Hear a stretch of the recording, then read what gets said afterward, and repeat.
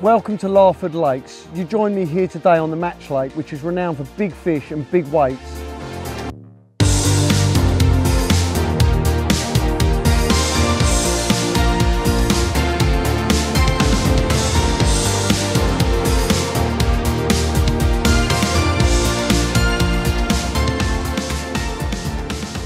There's lots of little things that I do when fishing in the margin. Sometimes the smallest of changes can make the biggest difference.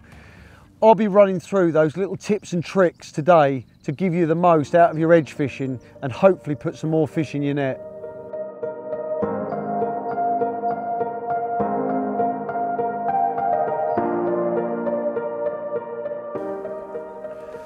What I'm going to do now is show you how I plumb my edge up.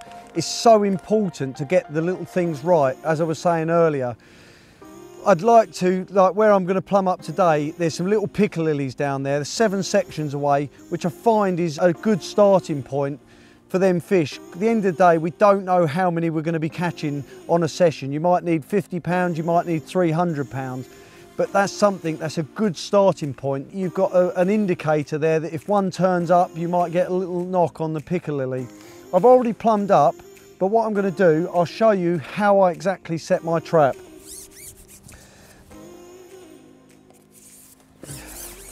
A lot of people like to have the body of their float sitting out when plumbing up.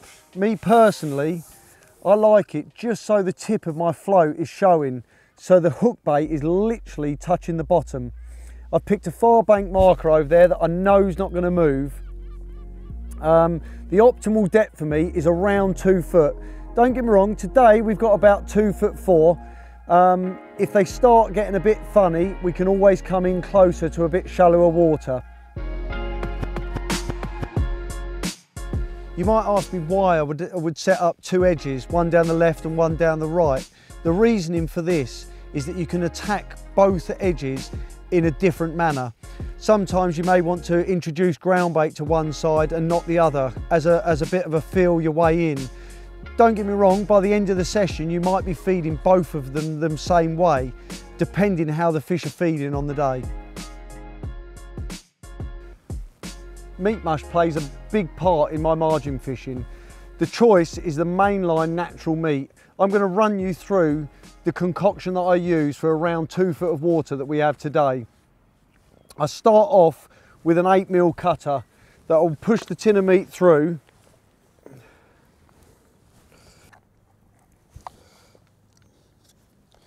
Which goes straight into my bait box. I then run another tin straight through a 6mm cutter.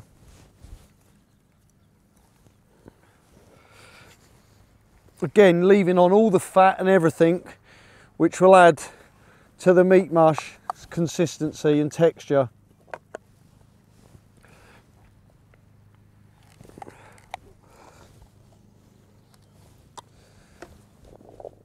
And then lastly, I run another tin through the 6mm cutter, which will then go through the meat mincer. The meat mincer I use is an Eddington's, just a cheap old jobby from eBay. But it's a lot easier than trying to push it through a riddle, saves on your hands.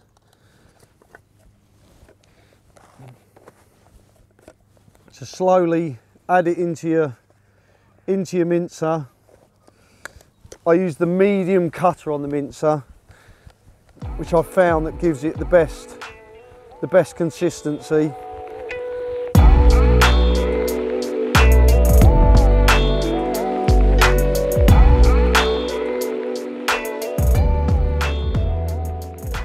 It's important not to add too much water, because obviously you want the mush to stay together, so it's enough to obviously sink to the bottom before it starts breaking up. The last thing you want is if you add too much, then it just goes to a big slop. If you don't add enough, then all it does is just floats on the surface.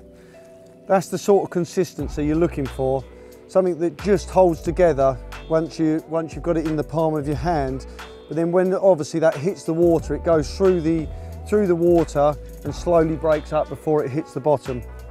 Today's session, I'm going to be starting off just by kindling a little bit of bait and trying to trick one into feeding. When pleasure fishing, you can often catch down the edge from the start. But in a match situation, I always like to have an early look, especially if I've got a feature, just by kindering in a bit of bait. Normally, I'd fish the medium guru pot, and I would top that all the way to the top with the mush, and pick out myself an 8mm bit for the hook.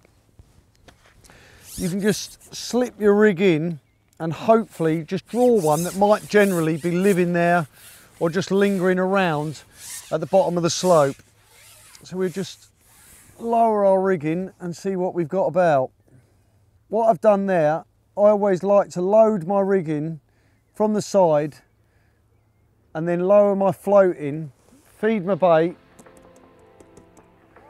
and then slowly edge my float up into my bait.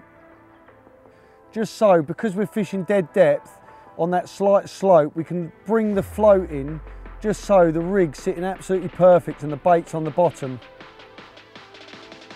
Instantly there was an indication on the float then, and a slight liner, just waiting for a positive bite and clonk, there we go.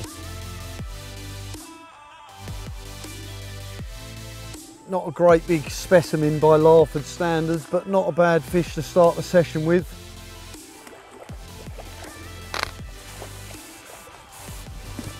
Here we are, the fruits of my labour, by just feeding a little ball of meat mush. If we'd gone straight in with a great big pot of bait, we could have had the adverse effect and scared them off. But not bad for a first drop, eh?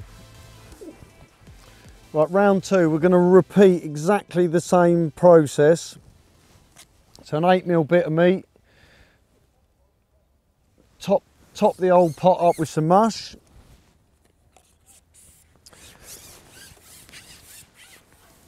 And then that rig, you're going to lay it in exactly the same position, line it up with your far bank marker. Personally, I like to lay the rig to my left, drop the rig in slightly, get the float cocking before I then put my ball of mush over the top of the float, and then just correct your float so it's exactly the position that you want it. So you've got that trap set right above your ball of mush. Oh, probably a little bit premature there. We want to get the rig straight back in and get fishing again. I wouldn't be bothered to not feed again. I think if there's an odd fish there, I think you can always do the process of just fishing that little medium pot over the top. Obviously, if they come a bit moody or you feel like you might need to feed a bit more, sometimes it's worth getting the big pot out.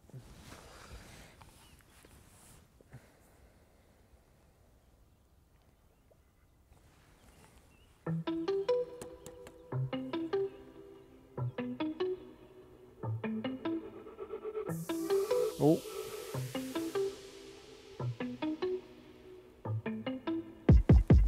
Plonk, there we go. I think this is probably one of the Larford F1s. He's not really fighting that hard at the minute. We'll get him in the net because they all count. Look at him, lovely. Look at him for second drop, not bad.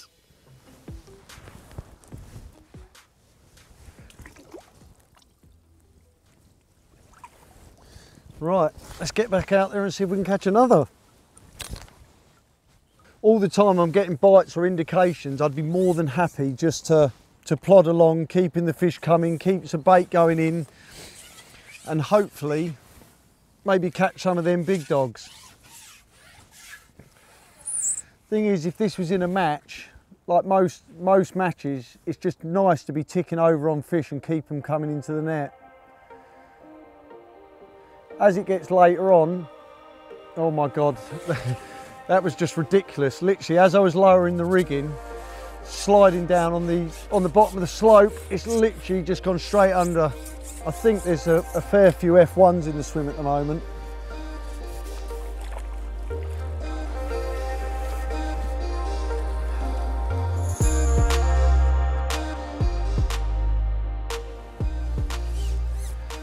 The importance of keeping that tight line when you're laying your rig in and then the rig's dropping through to the bottom of that slope is so important. Hence, like that last bite, it basically pulled the elastic out. So let's repeat the process.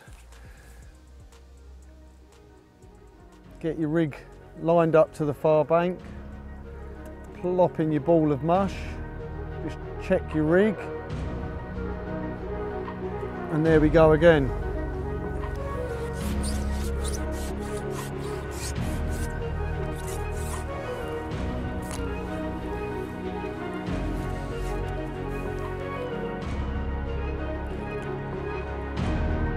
Not quite as big, this one, I don't think.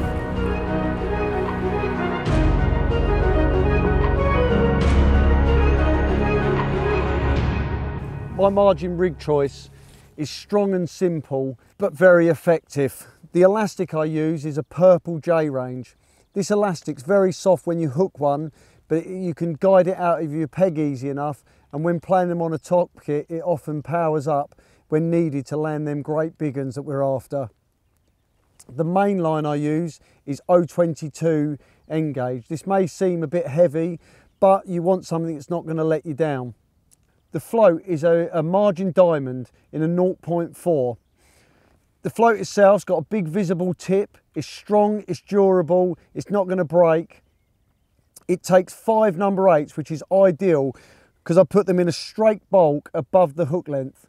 This way it will get the bait straight to the bottom where the feeding fish are. The hook length itself, I must admit I use a ready tied rig. It's 019 N gauge to a size 12 super extra strong, which I know, again, I've had fish up to 20 pound, it isn't going to let me down. All in all, the rig itself is simple but effective. I've had a lot of success with it over the years, and it's one that I've got a lot of confidence in. Odd little knock on the piccalillis now. Bam. Another F1. This was a match situation now, especially the rate that I'm catching these at. I'd be more than happy. I'm not being funny. The speed you're catching these up, they're as good as catching a big carp anyway.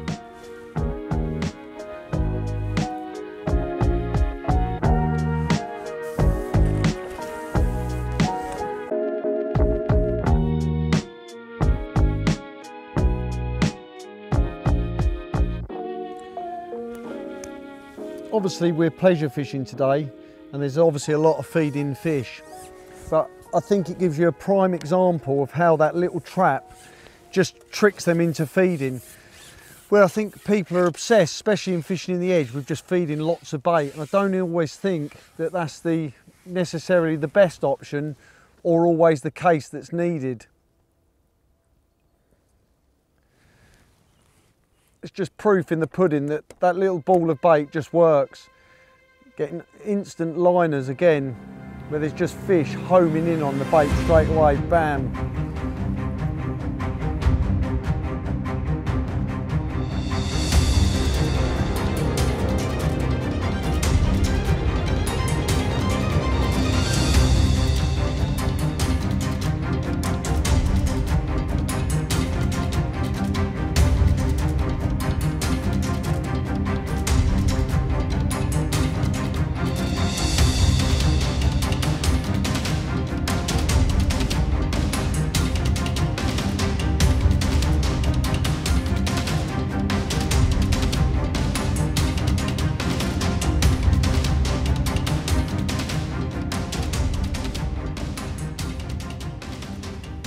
To accompany my meat mush, I always knock up some ground bait. My choice is 100% pure crushed expander, purely for the fact there's lots of fish caught on pellets and they see loads of them. With the ground bait, I like to keep it nice and wet so it sinks to the bottom like a rock. The last thing you want is it under wet, wafting up off the bottom and foul hooking fish or getting liners and incorrect indications. The consistency I'm looking for is a nice, wet, stodgy mix. The reasoning for this is I like to feed it loose, but I want it to have the same properties as feeding in a ball. The difference is every particle I know will sink to the bottom, but it will draw some fish on the way down. Plus, by feeding it loose like that, you've got the chance to instantly catch over the top of it. So whereas if we were feeding it in a ball, it might roll down the slope, it might take a little while to break down. You want to be maximising the opportunity to catch one as quick as you possibly can when they're there feeding. Right, we caught a fair few that side, mainly F1s with an odd carp chucked in. This is the sort of time where you can now experiment with your other line. I'm going to start by feeding 3 pots of ground bait. I put it in the pot loose, so when it falls through the water, it's got some pulling power. But obviously where we wetted it so much, we know it's going to sink to the bottom. The reason for 3 pots is you want to try and impersonate the fact that somebody's packing up. So it's an impact of bait going in your peg. Although when we come to fish this, we will still kinder some mush in over the top to try and get the fish homed in on your hook bait.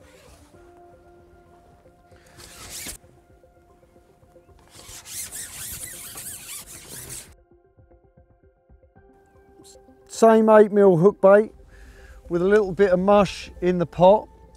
What the target is here, by feeding that amount of bait, I'm hoping to catch on it like quite quick, if I'm honest. And then the target for me would then be, every time I catch one over this, to top it up with a whole pot of ground bait and just using that kinder over the top to home them in.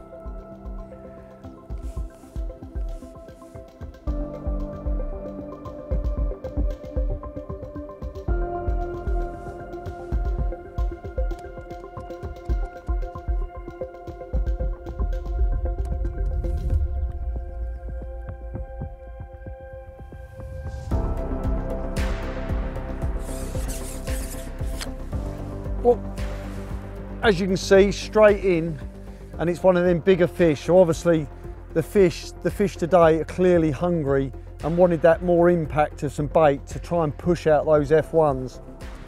It's definitely a carp, this one. Lovely, really happy with that. Obviously don't need many of them to build up a weight. What we've obviously done there, by introducing that ground bait and really putting an impact in the way we're feeding, has clearly worked.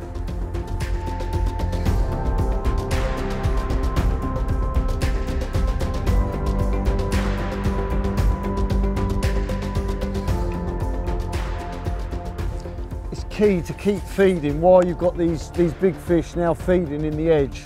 So every single time you catch one, you want to be putting in a whole pot to keep the big ones there.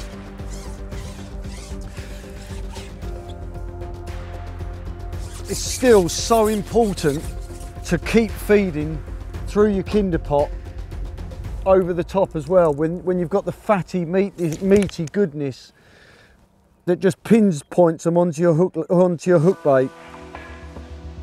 What we're looking for bite-wise, especially when you're fishing over ground bait, sometimes you can get some liners. It just part and part of it.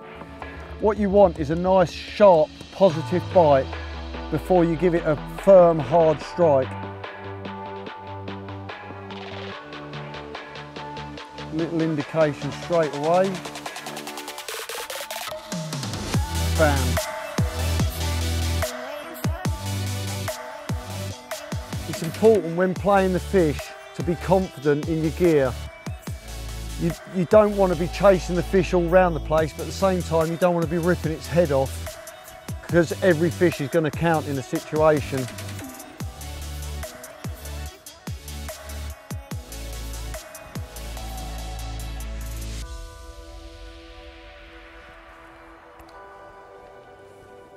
Another good Larford mirror.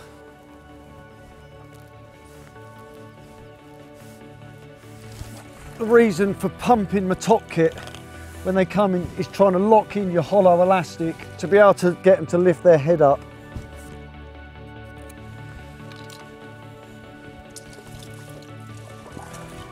Exactly that, repeat the process once again. It's imperative to keep them fish active in your swim, because the last thing you want is somebody else that's maybe clock what you're doing and try and nick them fish off of you. So it's about being active, keeping busy, keeping bait going through the water, and just making sure that your rig's right every time.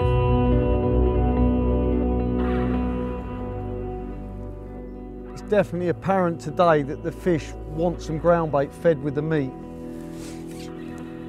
This isn't always the case, but hence why you'd have your two margins, so you can do a bit of trial and error. You go as a dream through the faded eve. Some faint memory on a silver sea. All I ever bring to you, now I know I have to pull you into the water. So it's evident to me that the big fish, they definitely want a bit of ground bait today. So my match brain's telling me that I need to be feeding the other side exactly the same way as this side. I'm going to get another pot in here and one in the other side and see if we can catch another one. Hush, now the dawn may. The beauty of feeding this side exactly the same way as that way now is if it dies, I've got somewhere else to go. The best way I've found to hook the meat is almost hook it through one of the faces of the cube, lightly hook it and twist the hook round so you've got a good fair bit of the point showing to maximise the chances of hooking a fish when you get a bite. We cannot speak.